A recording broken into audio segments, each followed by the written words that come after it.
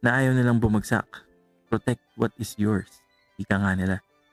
Hindi ko alam kung sino sila yung nagsabi niyan, no? So, huwag nyo na lang hanapin sa akin. Pero, kasuhan lang ba talaga ang solusyon para maprotektahan ng sayo? Gets ko kung property, katulad ng bahay, kumare. Siyempre, kung may pumasok bigla sa bahay nyo, tapos sabi nila, sa akin na tong bahay na to.